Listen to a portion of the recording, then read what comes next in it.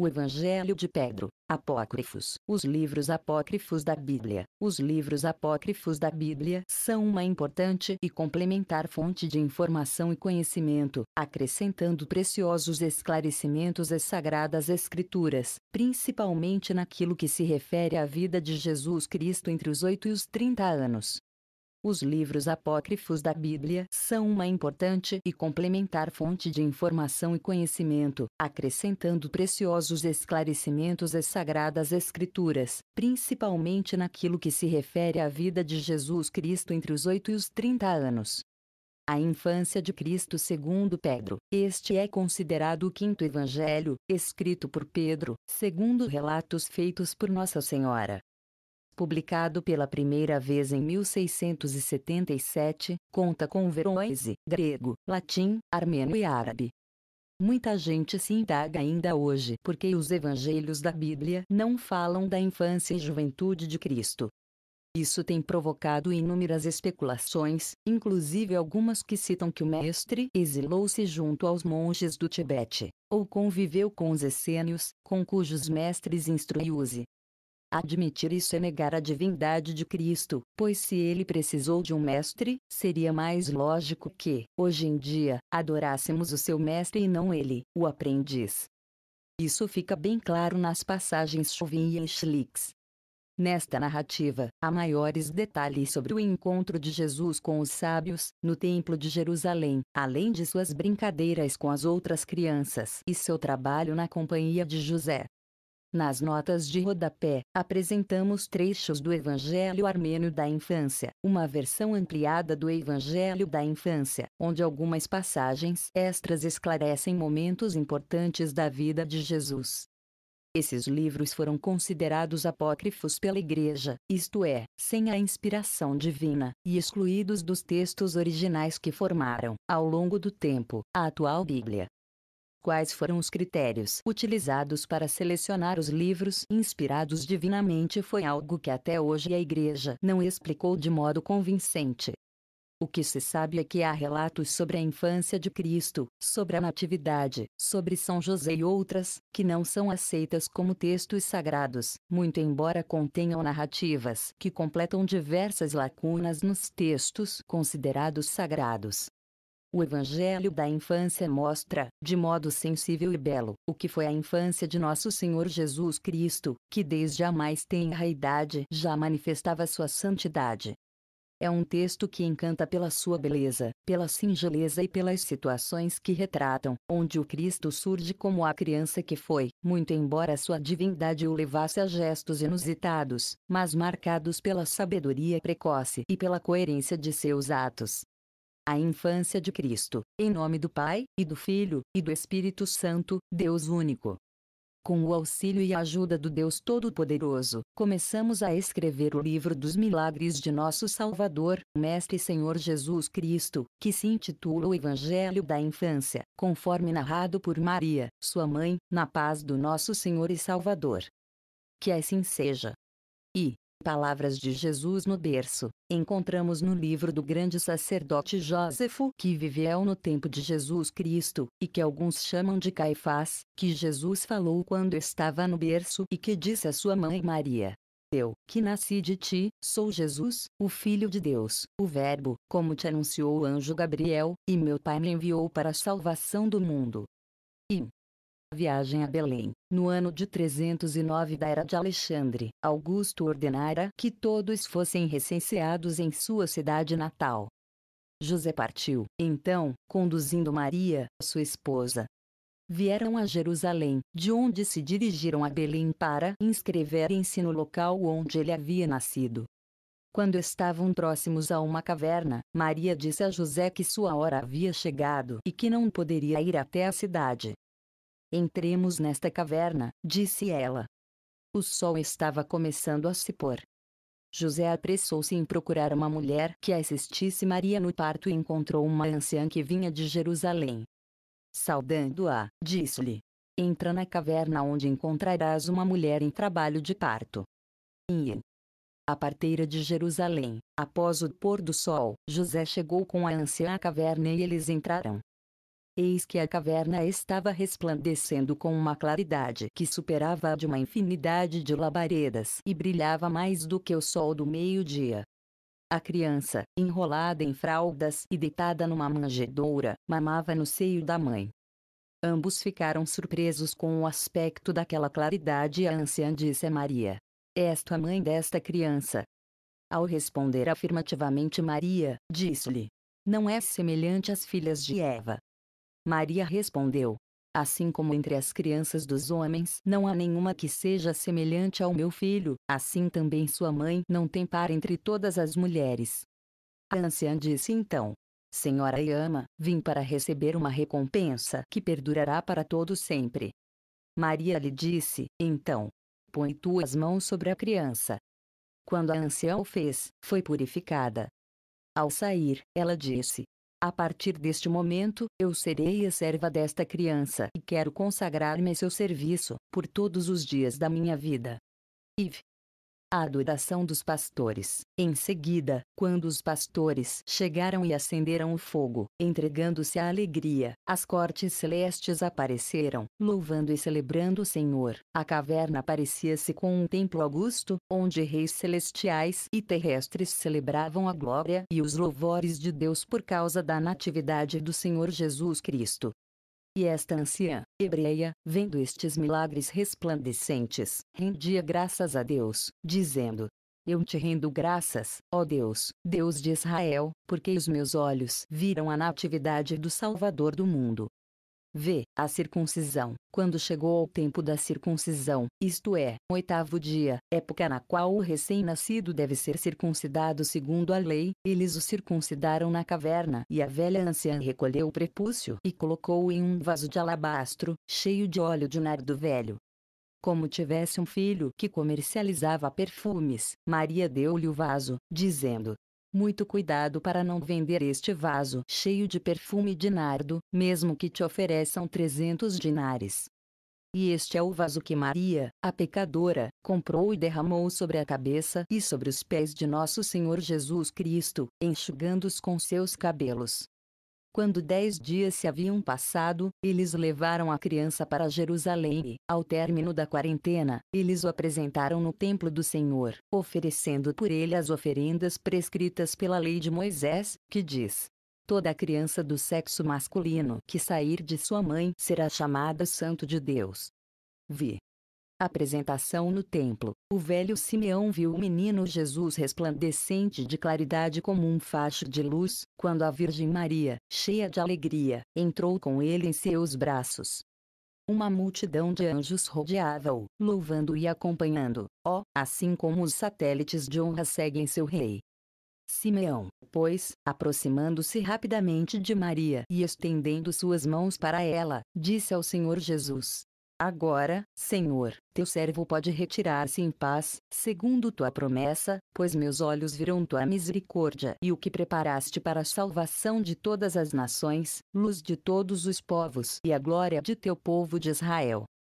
A profetisa Ana também estava presente, rendia graças a Deus e celebrava a felicidade de Maria. Vi. A adoração dos magos. E aconteceu que, enquanto o Senhor vinha ao mundo em Belém, cidade da Judéia, magos vieram de países do Oriente a Jerusalém, tal como havia prédito Zoroastro, e traziam com eles presentes: ouro, incenso e mirra. Adoraram a criança e renderam-lhe homenagem com seus presentes. Então Maria pegou uma das faixas, nas quais a criança estava envolvida, e deu aos magos que receberam-na como uma dádiva de valor inestimável. Nesta mesma hora, apareceu-lhes um anjo sob a forma de uma estrela que já lhes havia servido de guia, e eles partiram, seguindo sua luz, até que estivessem de volta à sua pátria. Vinhe. A chegada dos magos à sua terra, os reis e os príncipes apressaram-se em se reunir em torno dos magos, perguntando-lhes o que haviam visto e o que havia feito, como haviam ido e como haviam voltado e que companheiros eles haviam tido então durante a viagem. Os magos mostraram-lhes a faixa que Maria lhes havia dado. Em seguida, celebraram uma festa, acenderam o fogo, segundo seus costumes, adoraram a faixa e a jogaram nas chamas. As chamas envolveram-na. Ao apagar-se o fogo, eles retiraram o pano e viram que as chamas não haviam deixado nele nenhum vestígio. Eles se puseram então a beijá-lo e a colocá-lo sobre suas cabeças e sobre seus olhos, dizendo: Eis certamente a verdade. Qual é, pois, o preço deste objeto que o fogo não pode nem consumir nem danificar? E pegando-o, depositaram-no com grande veneração entre seus tesouros. Ix. A cólera de Herodes. Herodes, vendo que os magos não retornavam a visitá-lo, reuniu os sacerdotes e os doutores e disse-lhes: Mostrai-me onde deve nascer o Cristo. Quando responderam que era em Belém, cidade da Judéia, Herodes pôs-se a tramar, em seu espírito, o assassinato do Senhor Jesus. Então um anjo apareceu a José, durante o sono, e disse-lhe: Levanta-te, pegue a criança e sua mãe e foge para o Egito.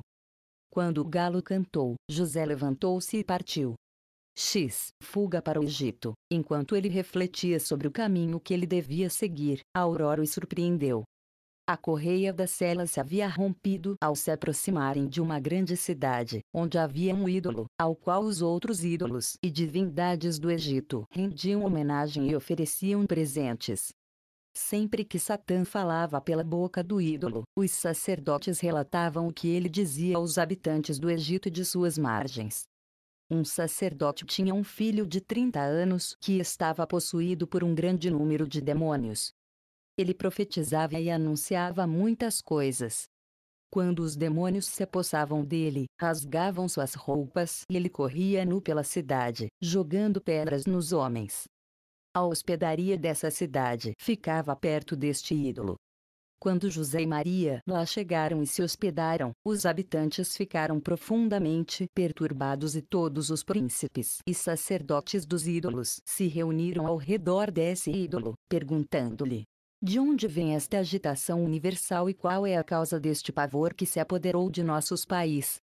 O ídolo respondeu: Esse assombro foi trazido por um Deus desconhecido, que é o Deus verdadeiro, e ninguém a não ser ele é digno das honras divinas, pois ele é o verdadeiro Filho de Deus. À sua aproximação, esta região tremeu. Ela se emocionou e se assombrou e nós sentimos um grande temor por causa do seu poder. Neste momento, esse ídolo caiu e quebrou-se, tal como os outros ídolos que estavam no país. Sua queda fez a correr em todos os habitantes do Egito. A cura do menino endemoninhado, o filho do sacerdote, acometido do mal que o aflija, entrou no albergue insultando José e Maria, já que os outros hóspedes haviam fugido. Como Maria havia lavado as fraldas do Senhor Jesus e as estendera sobre umas madeiras, o menino possuído pegou uma das fraldas e colocou-a sobre sua cabeça. Imediatamente os demônios fugiram, saindo pela boca, e foram vistos sob a forma de corvos e serpentes. O menino foi curado instantaneamente pelo poder de Jesus Cristo e se pôs a louvar o Senhor que o havia libertado e rendeu-lhe 1000 ações de graça. Quando seu pai viu que ele havia recobrado a saúde, exclamou, admirado: Meu filho, mas o que te aconteceu e como foste tu curado? O filho respondeu: No momento em que me atormentavam, eu entrei na hospedaria e lá encontrei uma mulher de grande beleza, que estava com uma criança. Ela estendia sobre umas madeiras as fraldas que acabara de lavar. Eu peguei uma delas e coloquei-la sobre minha cabeça e os demônios fugiram imediatamente e me abandonaram.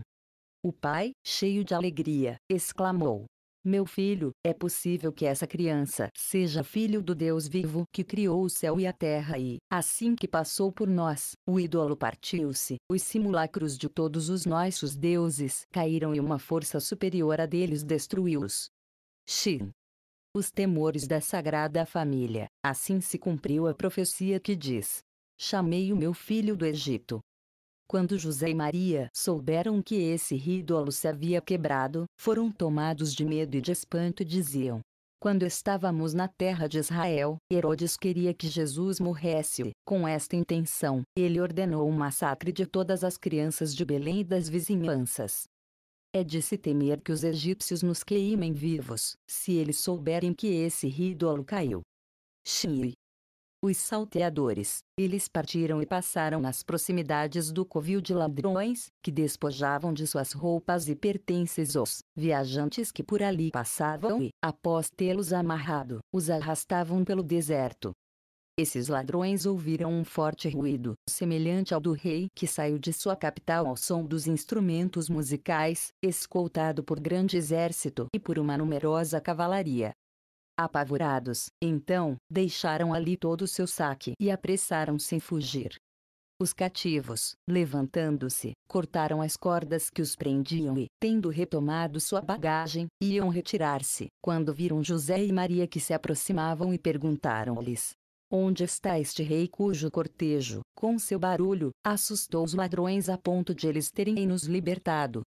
José respondeu: ele nos segue. Chive. A endemoninhada. Chegaram em seguida a outra cidade, onde havia uma mulher endemoninhada. Quando ela ia buscar água no poço durante a noite, o espírito rebelde e impuro apossava-se dela. Ela não podia suportar nenhuma roupa, nem morar em uma casa. Todas as vezes que a amarravam com cordas e correntes, ela as partia e fugia nua para locais desertos. Ficava nas estradas e perto de sepulturas, perseguindo e apedrejando aqueles que encontrava no caminho, de forma que ela era, para seus pais, motivo de luto. Maria viu-a e foi tomada de compaixão. Imediatamente Satã a deixou e fugiu sob a forma de um jovem rapaz, dizendo: infeliz de mim, por tua causa, Maria, e por causa do teu filho. Quando essa mulher foi libertada da causa de seu tormento, olhou ao seu redor e, corando por sua nudez, procurou seus pais, evitando encontrar as pessoas. Após haver vestido suas roupas, ela contou ao seu pai e aos seus o que lhe havia acontecido. Como eles fizessem parte dos habitantes mais distintos da cidade, hospedaram em sua casa a José e Maria, demonstrando por eles um grande respeito. XV. A jovem muda. No dia seguinte, José e Maria prosseguiram sua viagem. À noite chegaram a uma cidade onde estava sendo celebrado um casamento. Mas, em decorrência das ciladas do espírito maligno e dos encantamentos de alguns feiticeiros, a esposa ficara muda, de forma que ela não podia mais falar. Quando Maria entrou na cidade, trazendo nos braços o filho, o Senhor Jesus, aquela que havia perdido o uso da palavra avistou e imediatamente pegou-o em seus braços. Abraçou-o, apertando-o junto ao seu seio e cobrindo-o de carinho. Imediatamente o laço que travava sua língua partiu-se e seus ouvidos se abriram. Ela começou a glorificar e agradecer a Deus que a havia curado. Naquela noite, houve uma grande alegria entre os habitantes dessa cidade, pois acreditavam todos que Deus e seus anjos haviam descido no meio deles. XVI. Outra endemoninhada. José e Maria passaram 3 dias nesse lugar, onde foram recebidos com grande veneração e esplendidamente tratados. Munidos de provisões para a viagem, partiram dali e chegaram a uma outra cidade. Como ela era próspera e seus habitantes tinham boa reputação, eles pernoitaram lá. Havia nessa cidade uma boa mulher. Um dia em que ela havia descido até o rio para lavar-se, um espírito maldito, assumindo a forma de uma serpente, havia se jogado sobre e cingido seu ventre. Todas as noites estendia-se sobre ela. Quando essa mulher viu Maria e o Senhor Jesus que ela trazia contra o seio, rogou à Santa Virgem que lhe permitisse segurar e beijar a criança. Maria consentiu, e assim que a mulher tocou a criança, Satã abandonou-a e fugiu. Desde então ela não mais o viu. Todos os vizinhos louvaram o Senhor e a mulher recompensou-os com grande generosidade. Viu uma leprosa. No dia seguinte, essa mulher preparou água perfumada para lavar o menino Jesus. Após o haver lavado, guardou essa água. Havia lá uma jovem cujo corpo assava, coberto pela lepra branca. Lavou-se ela com essa água e foi imediatamente curada. O povo dizia então: não resta dúvida de que José e Maria e essa criança sejam deuses, pois eles não podem ser simples mortais. Quando eles se preparavam para partir, essa jovem, que havia sido curada da lepra, aproximou-se deles e rogou-lhes que lhe permitissem acompanhá-los. Shvini. um menino leproso. Eles consentiram e ela foi com eles. Chegaram a uma cidade, onde havia o castelo de um poderoso príncipe. Foram até lá e se hospedaram nele. A jovem, aproximando-se da esposa do príncipe, encontrou-a triste e chorando. Perguntou-lhe, então, qual a causa daquele pesar? Não te espantes de me ver entregue à aflição. Estou em meio a uma grande calamidade, que não ouso contar a ninguém. A jovem tornou. Se me confessares qual é teu mal, talvez encontres remédios junto a mim. A esposa do príncipe disse-lhe: não revelarás este segredo a ninguém. Casei-me com um príncipe cujo império, semelhante a um império de um rei, estende-se por vastos estados e, após haver vivido por muito tempo com ele, ele não teve de mim nenhum descendente. Finalmente, eu concebi, mas trouxe ao mundo uma criança leprosa. Após havê-lo visto, ele não quis reconhecê-lo como seu filho e me disse para matar a criança ou entregá-la a uma ama para que a criasse num local tão afastado, para que não mais ouvíssemos sobre ela. Além disso, ele me mandou pegar o que é meu, pois não queria me ver mais. Eis porque me entrego à dor, deplorando a calamidade que sobre mim se abateu. Choro por meu marido e por meu filho. A jovem respondeu-lhe: pois não te disse que eu tenho para ti o remédio que te havia prometido? Eu também fui atingida pela lepra, mas fui curada por uma graça de Deus, que é Jesus, o filho de Maria. A mulher perguntou-lhe, então, onde estava esse Deus do qual falava? A jovem respondeu-lhe: ele está bem aqui, nesta casa. Perguntou a princesa: como pode ser isso? Onde está ele? A jovem respondeu: aqui estão José e Maria. A criança que está com eles é Jesus e foi ele quem me curou dos meus sofrimentos. E por que meio pôde ele te curar? Não vais me contar? Quis saber a princesa. A jovem explicou: recebi de sua mãe a água na qual ele havia sido lavado, espalhei-la então sobre meu corpo e minha lepra desapareceu. A esposa do príncipe ergueu-se, então, e recebeu José e Maria. Preparou para José um magnífico festim, para o qual muitas pessoas foram convidadas. No dia seguinte, ela pegou água, perfumada a fim de lavar o Senhor Jesus e ela lavou, com essa mesma água, o seu filho, que ela havia trazido consigo, e logo ele se curou da lepra. Ela se pôs a cantar louvores a Deus e a render-lhe graças, dizendo-lhe: feliz da mãe que te gerou, ó Jesus! A água com a qual o teu corpo foi lavado cura os homens que têm tua natureza. Ela ofereceu presentes a Maria e dela despediu-se, tratando-a com grande deferência. X. Um feitiço. Chegaram a outra cidade onde deviam pernoitar. Foram à casa de um homem recém-casado que, atingido por um malefício, não podia desfrutar sua esposa. Após haverem eles passado a noite perto do homem, o encantamento quebrou-se. Quando o dia amanheceu, preparavam-se para prosseguir a viagem, mas o esposo impediu-os de partir e preparou-lhes um grande banquete. XX. A história de um mulo. No dia seguinte partiram e, ao se aproximarem de uma outra cidade, viram 3 mulheres que se afastavam de um túmulo, a verterem lágrimas. Maria, tendo-as visto, disse à jovem que os acompanhava: pergunta-lhes quem são elas e qual a desgraça que se lhes abateu. Elas não responderam, mas puseram-se a interrogá-la, dizendo: quem sois vós, e para onde ides? Pois o dia está terminando e a noite se aproxima. A moça respondeu: somos viajantes e procuramos uma hospedaria para passar a noite. As mulheres disseram: acompanhai-nos e passai a noite em nossa casa. Eles seguiram essas mulheres e foram levados a uma casa nova, ornada e decorada por diversos móveis.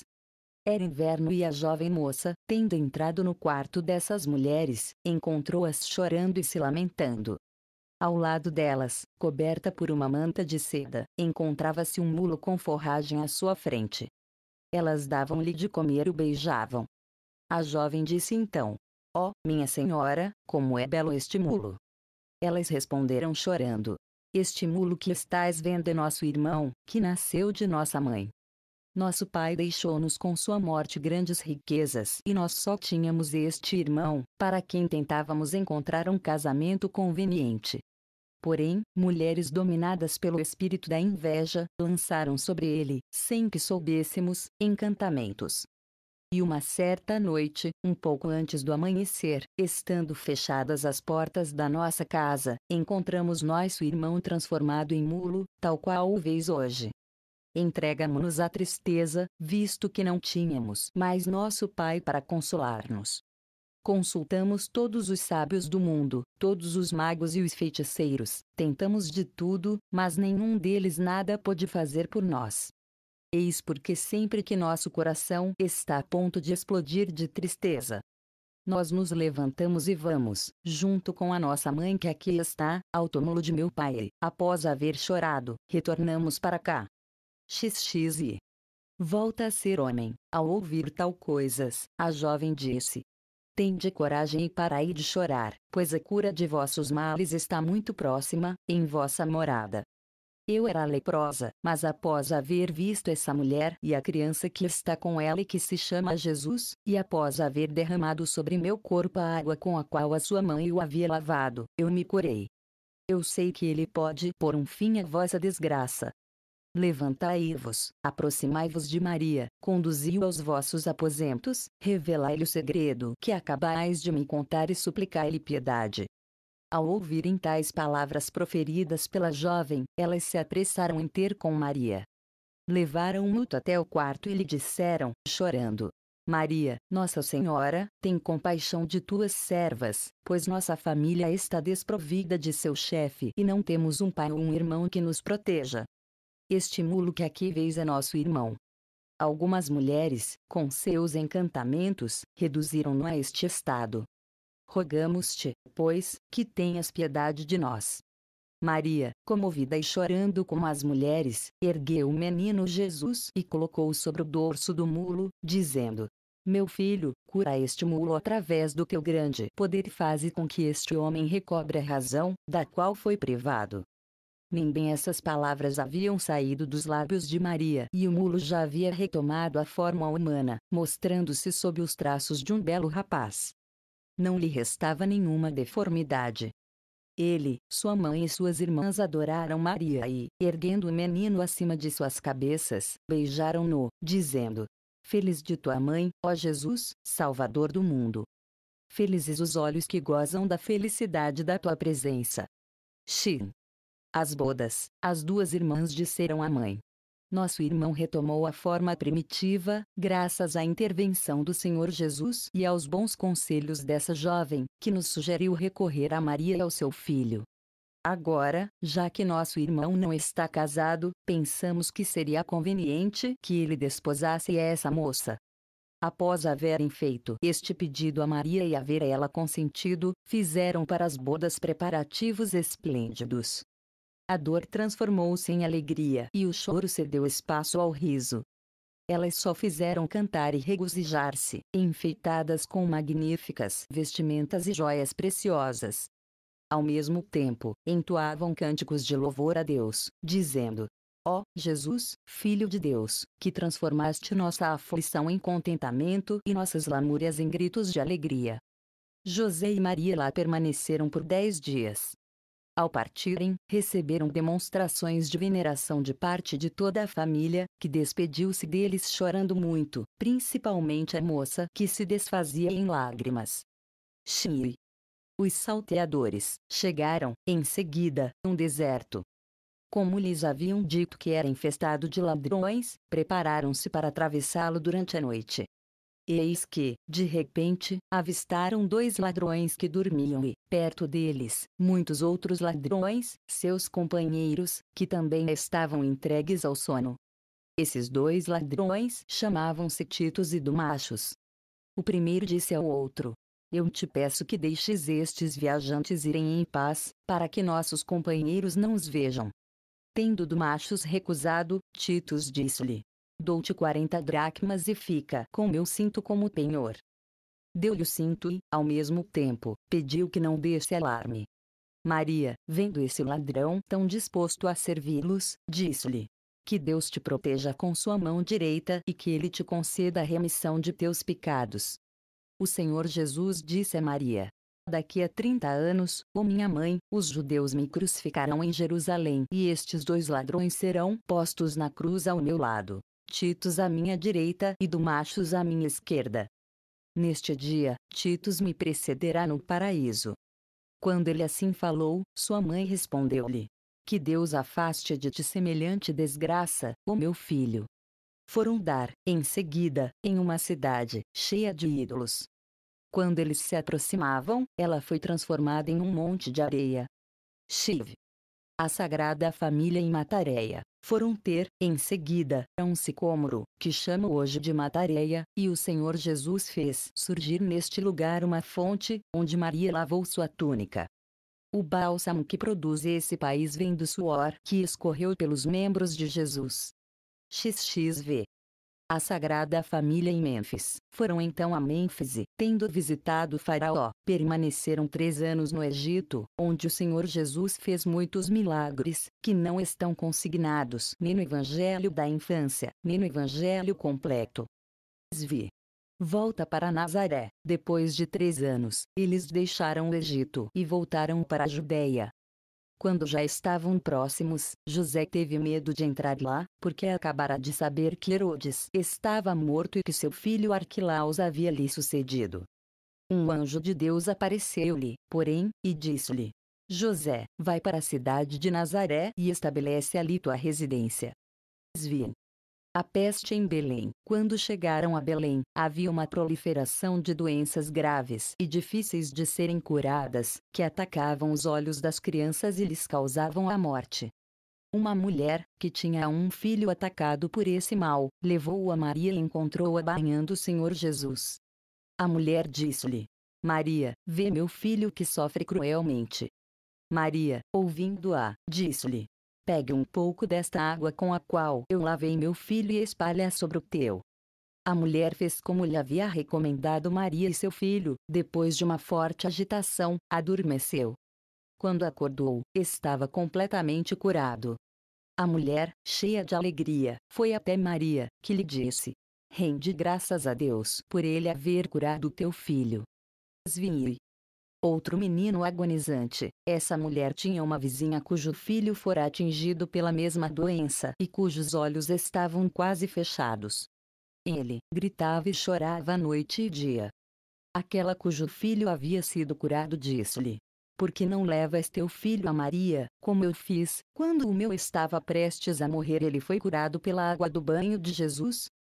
A mulher foi pegar também daquela água e, assim que ela derramou sobre seu filho, ele foi curado.